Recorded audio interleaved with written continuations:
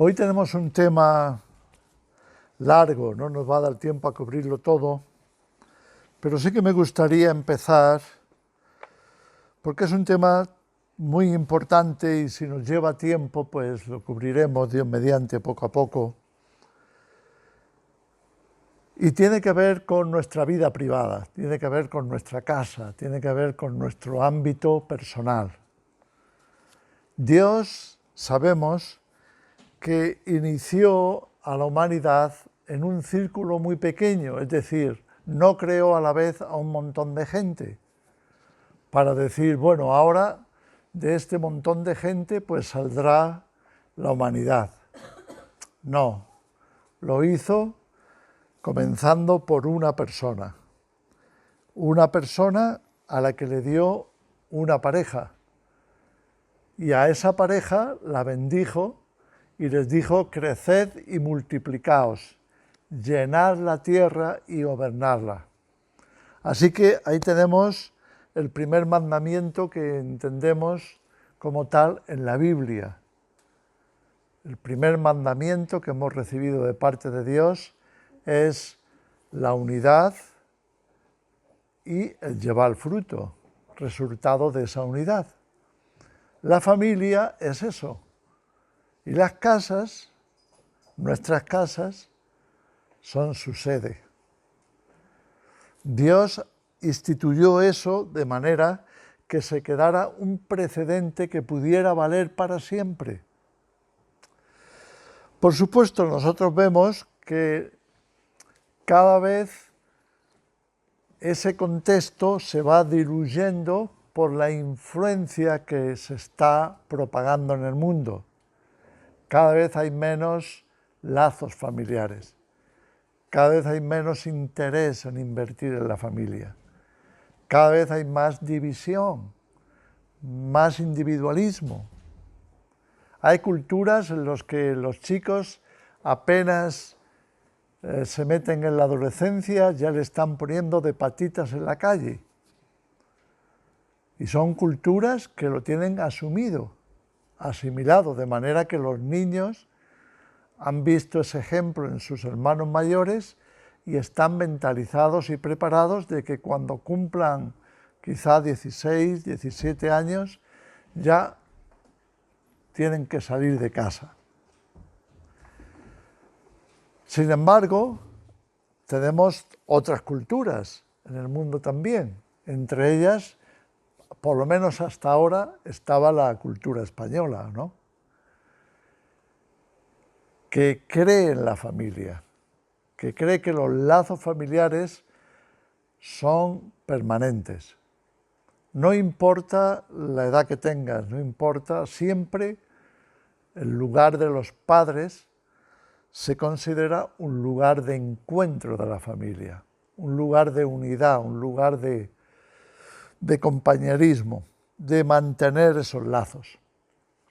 La Biblia está llena de casos de familia, aparte de la primera, que sabemos que dio origen a la humanidad.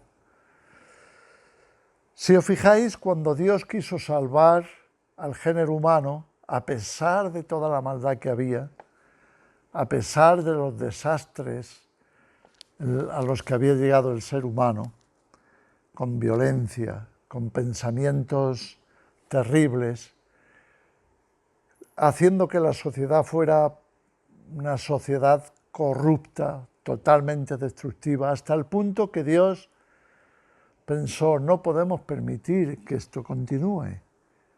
Así que vamos a borrar, hacer borrón, como se dice, y cuenta nueva. Vamos a empezar, vamos a dar una nueva oportunidad a la humanidad.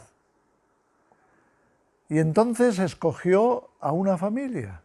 Había empezado por una familia, iba a barrer, de alguna forma, todo lo que se había construido en esos casi 2000 años de historia. Recordamos que desde la creación de Adán hasta el diluvio hubo casi 2000 años de vida de la humanidad. En 2000 años da tiempo para hacer muchas cosas, ¿verdad? Y la humanidad había crecido, se había desarrollado y también se había corrompido en exceso, hasta el punto que los juicios de Dios tenían que intervenir para quitar la maldad. Y esto es lo que pasó. Pero para darle un nuevo comienzo a la humanidad, Dios no pensó en, bueno, vamos a salvar un grupo, que haya unos cuantos. Ya la primera familia fue bastante, pero ahora hay mucha gente, vamos a guardar, pero no. De nuevo, en la mente de Dios estaba la familia de Noé. Y como leemos en la Escritura, solo 8 personas se salvaron del juicio de Dios. Solo 8 personas fueron utilizadas por Dios para darle una nueva oportunidad a la humanidad. Fijaros lo importante que es para Dios la familia, el entorno familiar, los lazos familiares. Si analizamos un poquito, no hace falta demasiado, no es tan complejo, solamente con que observemos un poquito qué pasa en una familia o qué debería de pasar, porque también la familia está sufriendo una degradación rápida, pero la familia es ese lugar en donde hay lazos emocionales, afectivos y también útiles, eficaces, de unidad, de colaboración, de cooperación, de relaciones estrechas, que es exactamente lo que Dios bendice. Es decir, Dios siempre va a bendecir la unidad, los lazos familiares establecidos en la armonía, en el servicio, en hacer el bien al otro, en el velar por el cuidado del grupo. Y la familia se supone que sea eso, ¿o no? Por eso Dios, cuando piensa en dar una nueva oportunidad, tiene que partir de un modelo de lo que a Él le gustaría que estuviera en toda la sociedad. Si la sociedad funcionara como una familia bien avenida, no pasarían muchas cosas que pasan. Tendríamos una sociedad mucho mejor. Por supuesto, la familia no, digamos que no se libra de tener problemas, porque el problema está en el ser humano, en el individuo. De manera que allí donde hay individuos hay muchos problemas potenciales. Algunos afloran, algunos se hacen fuertes, me refiero a los problemas, y tardan en resolverse, si se resuelven. Otros, por el contrario, son más sencillos de resolver, se superan y a veces incluso es bueno, porque si superamos problemas y dificultades, nos hacemos mejores. Aprendemos, los fortalecemos, corregimos, hacemos las cosas de una manera mejor y vamos creciendo, vamos mejorando. Esa es también la intención de Dios. Pero no hay nada que sea para el ser humano más conveniente que un pequeño círculo donde hay lazos y donde es más fácil mantener esos valores, como la unidad, la colaboración, el cariño y el servicio y todo eso, ¿verdad? Así que vemos que el valor de la familia es un valor sagrado. Dios lo hizo así para que el ser humano pudiera tener las condiciones adecuadas para su desarrollo, para poderse crecer y madurar.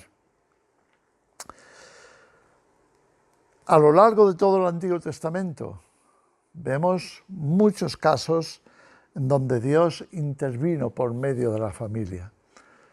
En el Nuevo, por supuesto también, el propio Jesús nació en una familia. No solo nació en una familia, sino que Él muchas veces desarrolló su ministerio como Mesías, como Hijo de Dios, como Salvador. Desarrolló su ministerio en las casas, con las familias. Se nos citan unas cuantas en el Evangelio, ¿verdad? En las casas muchas veces se hicieron enormes milagros. Jesús hizo grandes milagros. También en las casas muchas veces se corrigieron problemas serios, se liberaron dificultades. A Jesús le encantaba meterse en las casas. Jesús se mudó, como sabemos, viviendo en Nazaret, se mudó a la zona marítima del mar de Galilea. Es un mar pequeñito, pero es un mar. Y se fue a Capernaum. En Capernaum se supone que Jesús alquiló una casa en donde estar. Y allí comenzó su ministerio. Comenzó a predicar y allí entró en contacto con sus primeros discípulos y con todo lo que iba a ser la base de lo que hoy conocemos como cristianismo. Todos nosotros procedemos de ahí, de ese ministerio del Evangelio. Algunos de sus discípulos tenían casa, seguramente todos. Y vemos cómo Jesús entraba y salía de esas casas. Entró en la casa de Pedro y sanó a la suegra, ¿cierto? Entró en la casa de Mateo e hicieron una fiesta. Entró en la casa de Zaqueo y también hicieron otra fiesta. Visitaba con cierta frecuencia la casa de Lázaro, Marta y María. Vemos cómo Jesús evangeliza en las casas y en una de ellas tienen que arrancar una parte del techo para que baje, porque había tanta gente agolpada en la casa que no se podía pasar. Y cuando María, la madre de Jesús, y los hermanos vienen en busca de él, no nos dice la Escritura para qué era, pero Jesús estaba en una casa. ¿Y qué hacía Jesús? Evangelizar. Y hizo una de las declaraciones más sorprendentes en aquella casa, cuando le dijeron: tu madre y tus hermanos están afuera. Y él dijo algo así como: bueno, yo ya me siento en mi casa. Porque ¿quién son mi madre y mis hermanos? Son estos que oyen la palabra de Dios y que quieren vivir de acuerdo con ella, que están dispuestos a hacerlo. Esas son mi familia. Así que vemos desde el principio que todo el plan de salvación va de familia. Va de convertir a los esclavos de la ley, así los llama la Biblia, en hijos de Dios. En otras palabras, pasarlos de ciudadanos a miembros de una familia, ni más ni menos que la familia de Dios. Fijaros el enfoque tan importante que tiene la familia en la Escritura, hasta qué punto está eso en el corazón de Dios. Que todo lo que tiene que ver con la salvación, todo lo que tiene que ver con la reconciliación, está narrado en una parábola que es una historia de una familia, la familia del hijo pródigo, donde hay unos padres y unos hijos. Y Jesús lo que hace es tomar eso como ejemplo de lo que Dios quiere hacer. Dios quiere tener también una familia. E incluso si hay algún hijo que se extravía, hará todo lo posible para recuperarlo. Si hay que esperar, se espera. Si hay que hacer algo, se hace.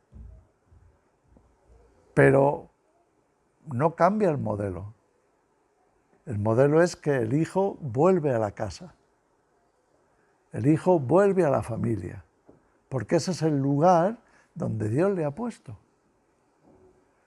En sentido espiritual, esto significa que tenemos una familia eterna. Tenemos una familia en la que siempre vamos a estar. Y tenemos una casa preparada para esa familia espiritual.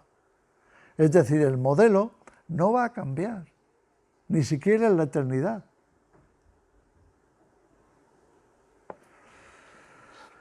¿Por qué tanto énfasis en la familia? Precisamente porque el Evangelio es primeramente una noticia para la familia. Es una buena noticia. Es la noticia de que Dios nos ama, Dios nos llama a pertenecer a su familia y Dios nos llama a vivir en esos lazos de amor no solamente un tiempo, sino toda la eternidad. Eso podría resumir lo que es el Evangelio. Esa es la buena noticia, que tenemos una familia que va a durar para siempre.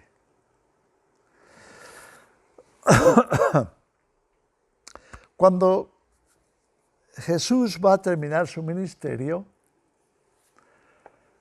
¿qué hizo? Tomó a sus discípulos, como su familia espiritual que eran, y se fue con ellos a una casa. Sabemos qué casa era. Era la casa de María, hermana de Bernabé. Uno de los hijos de María era Marcos, el que escribió el Evangelio. Y en algunas casas, especialmente cuando las casas eran más grandes, se aprovechaba la parte de arriba para hacer celebraciones especiales. Eso es lo que se llama el aposento alto. No era otra cosa que la azotea o el... hay otra palabra. La guardilla o no sé. Que era un cuarto más bien para cosas especiales o para pasar un tiempo tranquilo, para alejarse del bullicio de la casa, para estar en oración, etc. Y en la casa de María había eso, el aposento alto, y Jesús lo iba a usar para celebrar la cena con los discípulos. Ahora, aquella casa, durante bastante tiempo, durante una larga temporada, iba a ser la sede de la iglesia. Es decir, la primera sede de la iglesia fue una casa. Es cierto que cuando había una multitud no podían juntarse en aquella casa, porque no cabía tanta gente. Cabía mucha gente, porque se nos habla al principio de Hechos de que se llegaron a reunirse hasta 120 personas. No sé si en tu casa cabe tanta gente, seguramente no. Pero en aquel aposento alto sí que cabían quizá un poquito apretados, pero que habían 120 personas. Y aquello iba a ser el primer lugar de la cristiandad que podríamos considerar de culto. Una casa, un aposento. Ni siquiera era toda la casa, era ese cuarto en particular que debió de ser grande. Quizá era un taller, quizá era, no sé para qué se emplearía, pero obviamente era una casa importante que llegó a ser la casa de la iglesia. Y vemos cómo a lo largo del libro de los Hechos, a lo largo del Nuevo Testamento, siempre el enfoque va a ser las casas. Es cierto, como leemos al principio de Hechos también, que una vez que la iglesia partió del día de Pentecostés, pues iban a empezar a evangelizar la ciudad. Y entonces, como no cabían tantas personas en la casa, utilizaron el patio del templo. El patio del templo sí que era un lugar muy grande, que cabían miles de personas. Y entonces en un rincón se reunían y leemos que todos los días en el templo y por las casas no cesaban de predicar el Evangelio. Es decir, no es que se abandonaron las casas para ir al templo, se utilizaban los dos. Uno era para más gente y el otro era para menos gente. Pero la iglesia primitiva siempre estuvo activa en las casas.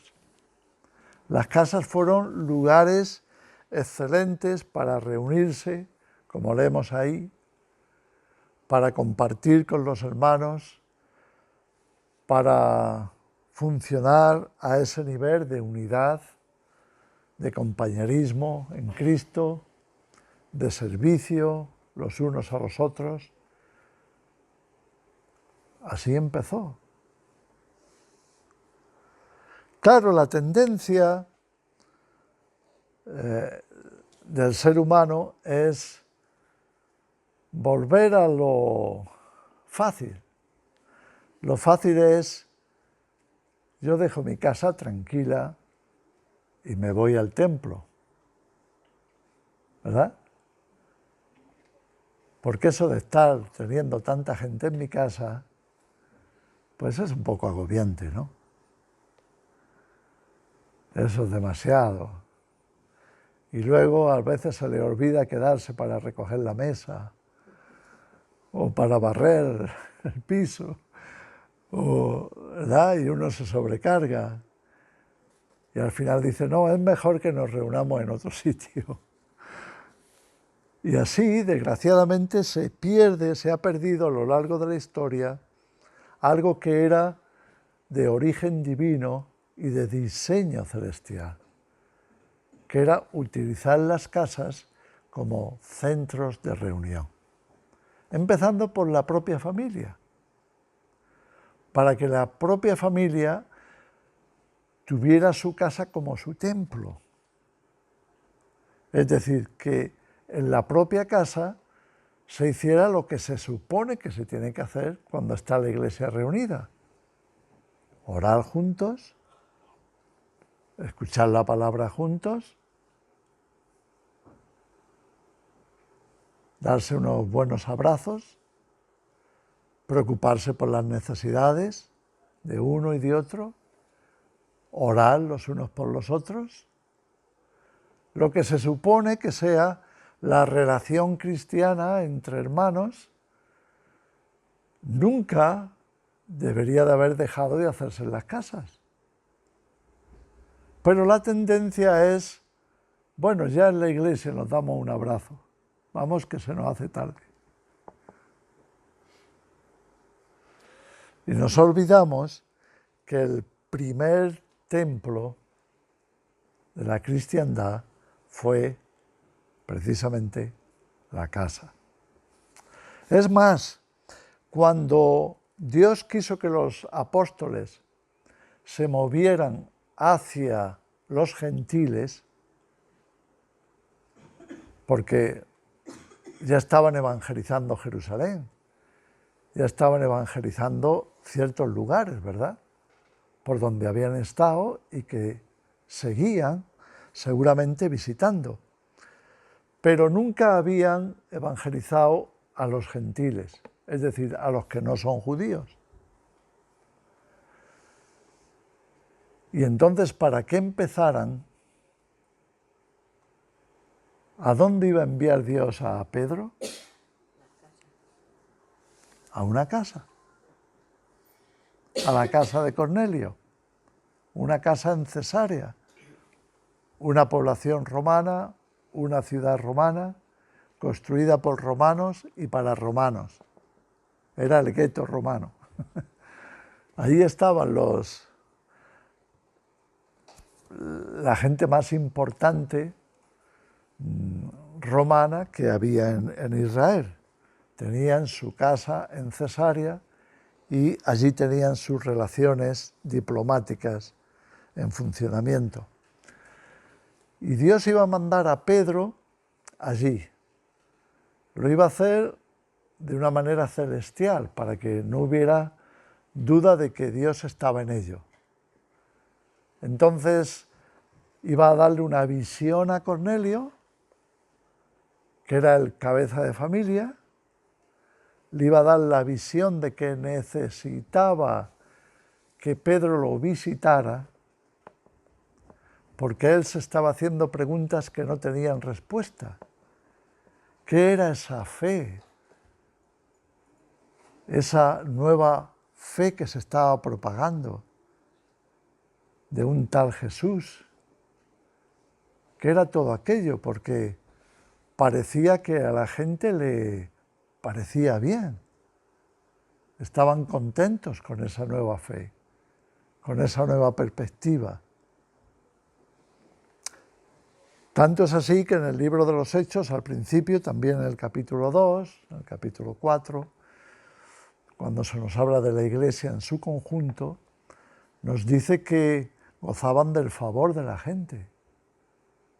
Es decir, el servicio de la Iglesia, el compartir de la Iglesia, estaba incluyendo a la gente, a los que no eran todavía parte de la Iglesia. Estaban también preocupándose por ellos. Les estaban alcanzando con el Evangelio, dándoles ejemplo. Esto llegó a oídos de Cornelio. Él era un creyente. Él estaba interesado en conocer al Dios de Israel. Y Dios le dio una visión y entonces mandó llamar a Pedro. ¿Dónde estaba Pedro? En una casa. En la costa, en el mismo Mediterráneo, pues allí estaba. La ciudad se llamaba Jope. Y estando en la terraza o en el terrado de la casa arriba, también a Pedro le iba a dar una visión. ¿Te acuerdas de la visión que tuvo? Se la dio en un momento muy indicado, la hora de comer. Seguramente Pedro ya tenía hambre y estaba pensando de bajar a la casa, que ya habría algo preparado. Igual incluso subía un poquito de tufillo, de lo que fuera, de pescado o lo que fuera. Pero entonces de pronto Dios le dio una visión a Pedro y bajó como un lienzo cargado de alimentos.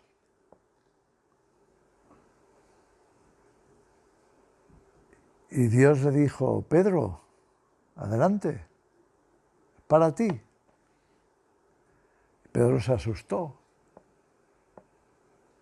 porque todo lo que veía eran bichos, eran cosas que no se podían comer. Lagartos, ranas, cerdos, no sabemos cuántas más cosas, pero de acuerdo con la ley, había alimentos que estaban prohibidos, que eran considerados impuros. Pero eso es lo que le presentó Dios. Vamos, Pedro, ánimo, que aquí hay donde clavar el diente. Y Pedro dijo, de ninguna manera, ¿cómo voy a comer yo de eso? Y entonces Dios le iba a mostrar a Pedro que se había acabado la historia esta de vamos a ver qué comemos, qué no comemos. Y le dijo, Pedro, no llames tú impuro lo que Dios ha purificado. ¿Cuándo había purificado Dios eso? ¿Cómo es que lo había purificado? ¿Dónde dice la Escritura que lo había purificado? Pues Jesús lo había purificado. Leemos cómo Jesús enseña que lo que contamina no es lo que el hombre come, sino lo que sale del ser humano. Eso es lo contaminante. Y nos aclara el Evangelio de Marcos, precisamente, que eso lo dijo haciendo limpios, puros, todos los alimentos. ¿Por qué estaba pasando todo esto? Porque Dios quería preparar a Pedro para ir a evangelizar a donde nunca se les había ocurrido ir, que era a casa de una familia romana. La gente no se metía en las casas de los romanos, porque eran lugares contaminados. ¿Cómo contaminados? ¿Por qué? Pues contaminados con esos alimentos impuros, contaminados con sus muchos dioses, porque los romanos tenían muchos dioses, ¿eh? Tenían estatuillas repartidas por toda la casa, con el perejil o lo que fuera, ¿no? Que la ofrenda que le pusieran a sus dioses. Pero eran lugares que para el pueblo de Israel era como templos paganos. Así que no entraban allí para no contaminarse. Y Dios le dijo, Pedro, se acabó eso. Allí y a predicar el Evangelio. Nada puede suponer una barrera para predicar el Evangelio. No hay nada más importante que salvar a un alma. Y quiero que empieces por las casas. Vete a casa de ese soldado, oficial, no me acuerdo qué era, pero era alguien importante, llamado Cornelio, y empieza por allí. Y eso es lo que hizo. Y entonces ocurrió algo muy curioso en una casa, y es que mientras Pedro predicaba en la casa de un romano, no sé si habría muchas estatuillas por allí que los evangélicos a veces somos muy meticulosos también, ¿verdad? El otro día viene una hermana y me dice, ¿has visto que están restaurando la iglesia de ahí de los balcones? Que la están rehaciendo mejor, una iglesia católica. Digo, sí, dice, pues ya sabes que estuvo siendo una iglesia compartida entre católicos y evangélicos. ¿Por qué no probamos si nos dejan ahí predicar? Y lo primero que le dije, es la cultura, ¿eh? Lo primero que le dije es, si quitan todas las imágenes, yo no tengo inconveniente. Yo no me meto en la casa de un romano. Pero es algo que está en la cultura. Queremos ser más perfectos, queremos ser más... ¿sí? Y entonces, eso de meterse allí donde hay ídolos y allí donde hay cosas en las que no creemos, pues nos pone un poquito, nos da un poco de repelús, ¿no? Nos pone un poquito en guardia. Pero Dios le estaba mostrando a Pedro que no podía ser así, que dejara de ser tan meticuloso y que tuviera los objetivos claros. Hay que meterse a evangelizar, aunque sea en el infierno, pero hay que evangelizar.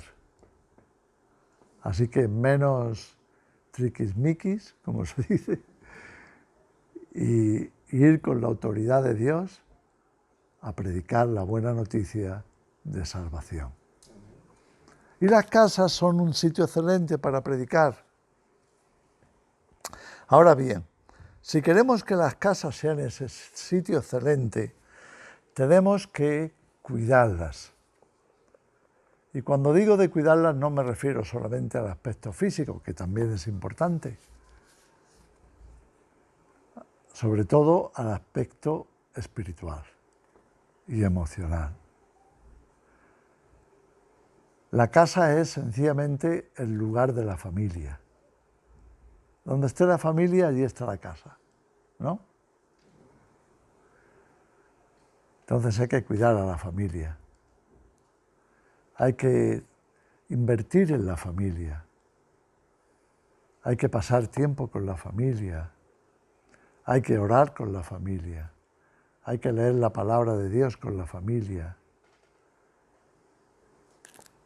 Porque si nuestra vida cristiana se reduce a lo que hagamos en un templo, en un local público, en un lugar de culto, entonces algo no está bien.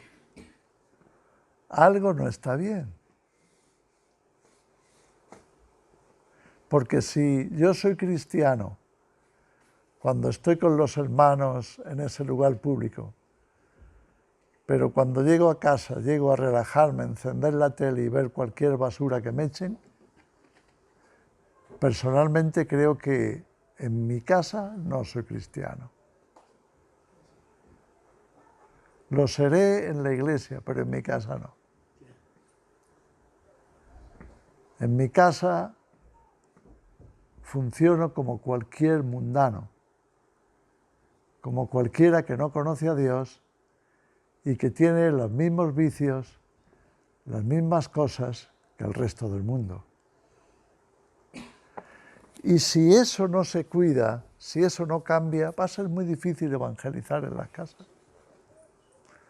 Va a ser muy difícil que nuestras familias sean testimonio viviente. Y para Dios es más importante la familia que el templo. Bastante más. Muchísimo más.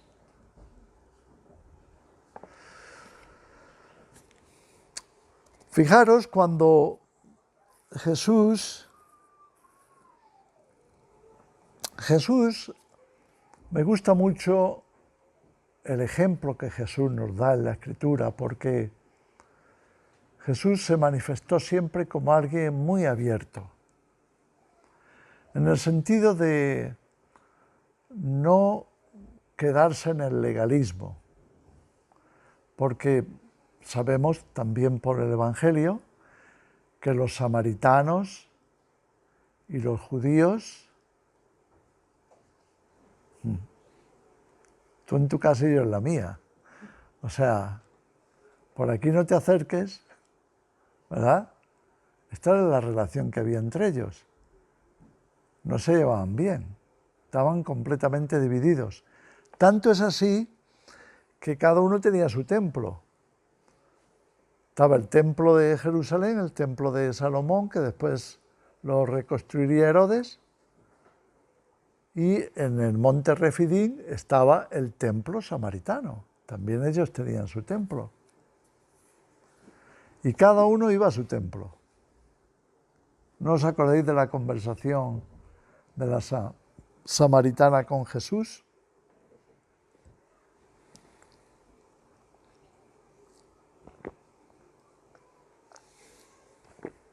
Y hay una cosa muy interesante que va a decir aquella mujer. Sé, o sabemos, que cuando venga el Mesías, Él va a aclarar estas cosas. va a aclarar estos rollos que tenemos aquí, estas disputas, estas historias, porque estamos fatal. Por ejemplo, ¿a dónde hay que ir a adorar? Porque vosotros los judíos decís a Jerusalén todo el mundo. Y nosotros decimos, no, nosotros nos quedamos aquí, que ya tenemos templo. Y nos preguntamos, ¿cómo lo hace Dios? Para atender a unos y a otros, escucharnos de unos a otros.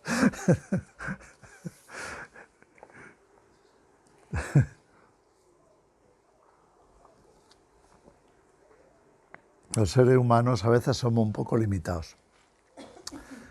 Pero Jesús va a decirle, pues ya está, mujer, el Mesías está aquí. Y entonces le va a sacar la cuestión para que se la aclare. ¿Dónde? ¿Allí o aquí? Y entonces Jesús va a hacer una declaración muy interesante. Le va a decir, por ahora allí, pero por poco tiempo.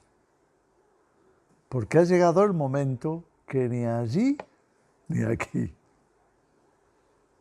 Será mejor que me adores en tu casa, que me adores en espíritu y en verdad. Porque Dios eso es lo que busca. Menos historias de templos y de cosas y de tal, y más de aquí, del corazón, de autenticidad. Porque lo que no hagas en tu casa, que después sí quieres hacerlo en otro sitio, como buscar a Dios, como tratar de reconciliarte con Dios, como tratar de mirar a tu prójimo con misericordia, etc., eso lo deberías estar haciendo en tu casa. Así que Dios iba a hacer algo muy interesante, quitar los templos. Pocos años después, adiós templo de Jerusalén, hasta el día de hoy. Y lo mismo pasó en Samaria. Adiós templo. Pero nunca quitó Dios las casas, ni las familias. Las familias para Dios son sagradas. Y si no invertimos en nuestra familia, le estamos fallando a Dios. Y por supuesto a nosotros mismos. Y nos estamos privando, y les estamos privando, de entender el verdadero cristianismo, que empieza por la casa. Y no lo podemos sustituir por nada. Ni nos podemos justificar en nada. Es que no tengo tiempo, es que tú ya sabes el ritmo que llevo, es que... Y al final eres capaz de hacer 1000 cosas menos atender tu casa. Atender a tu familia, atender a tus hijos, invertir en ellos, educarlos en la fe, darles ejemplo, prepararlos para el futuro. ¿Podemos entender esto?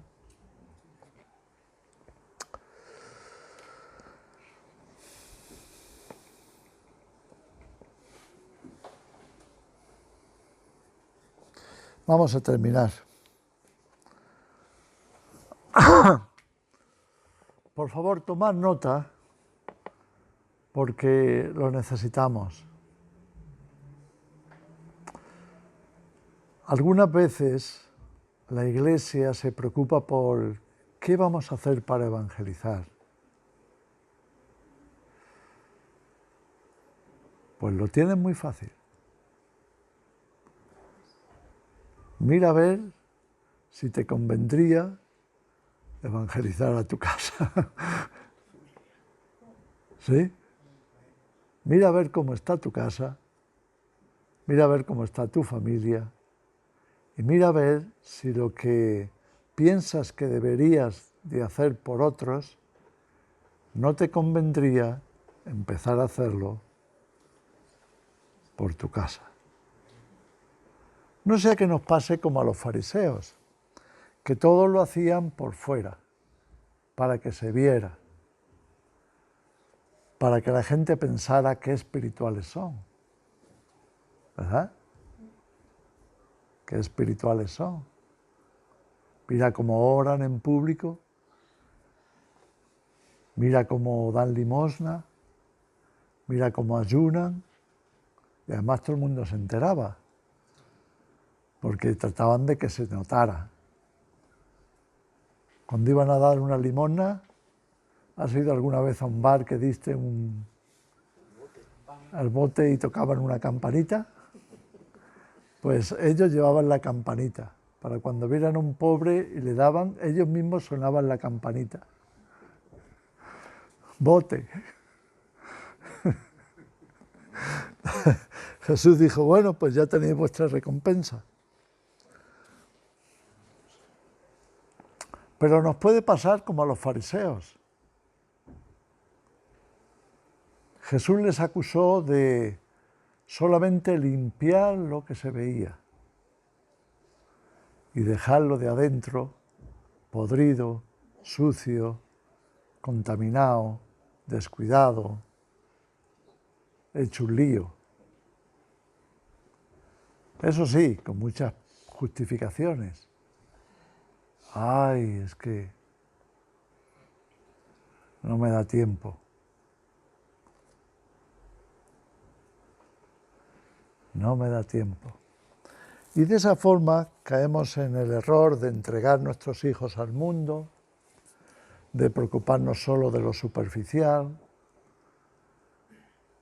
y de una serie de cosas que no es que después vayamos a invertir en ellos, en la familia, para que no se dejen llevar por el mundo.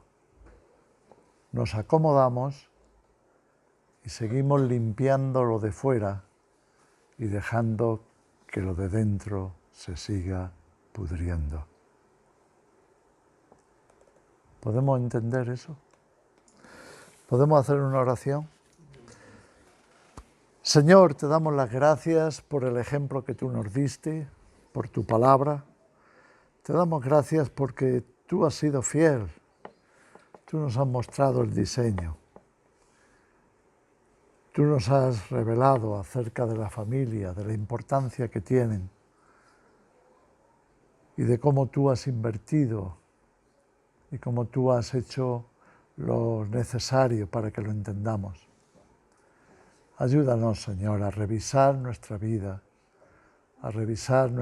familiar, a revisar nuestro estado personal. Ayúdanos, Señor, a hacer lo correcto, a empezar por la casa, a tomarnos el tiempo que sea necesario para limpiarlo de dentro, para que tú puedas ser visto en nuestros hogares, para que tú puedas resplandecer en cada uno de ellos. En el nombre de Jesús, amén. No te quepa la menor duda de que la cristiandad va a terminar como empezó. Es decir, cuando Jesús vaya a venir, no va a encontrar muchos templos, encontrará muchas casas. Ya se encargará Satanás de que los templos desaparezcan o se vuelvan en lugares de corrupción. Pero en las casas habrá cristianos que busquen sinceramente a Dios, habrá un remanente que le esté esperando. Estaremos como al principio y será muy bueno. Amén. Que el Señor los bendiga.